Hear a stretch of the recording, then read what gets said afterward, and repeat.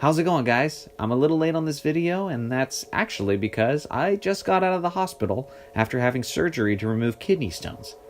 I took some time to heal up, and now I'm feeling decent enough to put some thoughts together for you guys. Also, please drink less soda because it's really bad for you. You can thank me later on that one. But enough about me, let's get into the big news. So by this point, I'm sure this is not the first video you've watched concerning the Anthony Davis trade demand. It's the biggest story in the NBA right now, and everyone is talking about it. With that being said, a lot of people don't understand a ton of details about this situation and why New Orleans' hands are essentially tied. So what do we know? Well, Anthony Davis bought a home in Los Angeles several months ago. He signed with his new agent, Rich Paul, who's also famously known as LeBron James' agent, and Anthony Davis and LeBron had a post-game dinner together back in December where they almost certainly discussed their plans of playing together. The only thing Davis hasn't done at this point is publicly say that he wants to play with the Lakers at all cost, although all of his actions indicate he wants to play with the Lakers at all cost.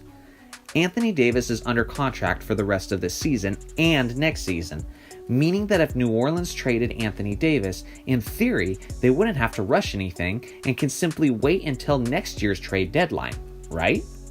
Well, it's not quite that simple. The Lakers are the only team who could trade with the Pelicans and have the assurance that Davis would be signing a contract extension with them. That is a major advantage for Magic Johnson and the Lakers. They're the only team who could trade for Davis without any risk involved.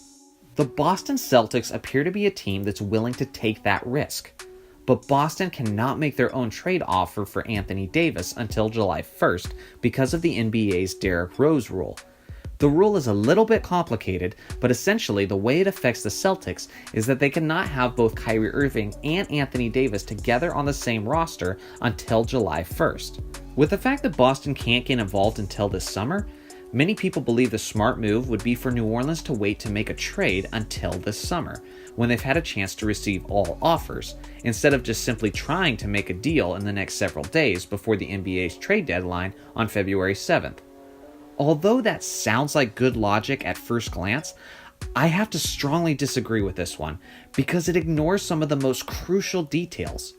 Let me start by saying that many people and analysts believe Boston is capable of making a better trade package for Anthony Davis than the Lakers could, but even that I disagree with. According to reports from earlier in the season, Danny Ainge has already said that he's not willing to give up Jason Tatum in a trade unless he has the assurance that Anthony Davis would sign an extension with Boston. But based on everything we've heard and seen so far, Anthony Davis clearly has his sights set on Los Angeles. Also, if AD wanted to play for Boston, then why did he make this trade demand now instead of waiting until the summer when Boston can get involved? I'll tell you why. Because it's obvious he wants to play for the Lakers, and him and Rich Paul wanted to make this trade demand before Boston could get involved. But let's say Boston is still willing to take a risk, despite the fact that Anthony Davis appears to only be serious about signing with the Lakers. Boston still has some assets, like their 4 draft picks, for example. That appears to be an advantage for Boston over LA, but once again, that's only at first glance.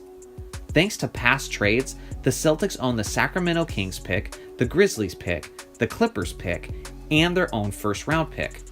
With that being said, the Celtics are one of the best teams in the Eastern Conference, so their pick will not be until late in the first round of drafting.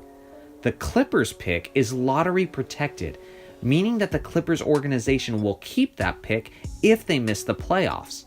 The Clippers are currently in the 8th and final spot of the playoffs, just barely ahead of the Lakers, who are about to have a hungry and healthy LeBron James return to the court. The Lakers will almost certainly pass the Clippers for the final playoff spot, resulting in the Celtics losing that pick back to the Clippers. The Grizzlies pick is top 8 protected, and the Grizzlies are one of the worst teams in the league. Boston will almost certainly not be keeping that pick either. The Sacramento Kings pick, on the other hand, is top 1 protected, so in all likelihood, Boston would be able to keep that pick. So now let's reevaluate Boston's assets. After removing Jason Tatum and the protected draft picks, the Celtics essentially have to make a package with assets like Gordon Hayward, Terry Rozier, Jaylen Brown, Al Horford, Marcus Smart, and a couple of decent first-round picks. Is that really better than the Lakers, who could offer pieces like Kyle Kuzma, Lonzo Ball, Brandon Ingram, Ivica Zubac, Josh Hart, and a couple picks of their own? After you break it all down, the Lakers might be the more attractive offer after all. If a team is willing to take a risk on Davis, they would be more likely to take that risk now while Davis is still under contract for 2 seasons. By next season, it could be even more obvious that Davis is only willing to sign with the Lakers, and if that's the case, then almost no team will be willing to make a significant offer, knowing that they would only have him for a few months. And as a result, the Lakers wouldn't have to offer as much, since they would have no strong bidders to compete with. The reality is, Davis's value will only decrease as time goes on. If Dell Demps and New Orleans are smart, they'll get a deal done before the February 7th trade deadline. Magic Johnson and the Lakers are anxious to get this done, and they will be more desperate this season than next season.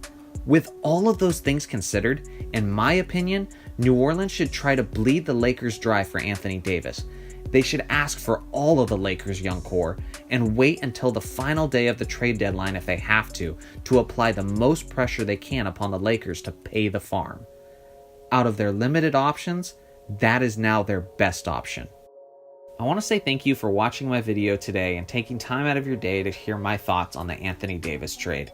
I've almost hit 1,000 subscribers, so thank you to everybody who subscribed. If you're watching this and you're not subscribed, please consider doing so.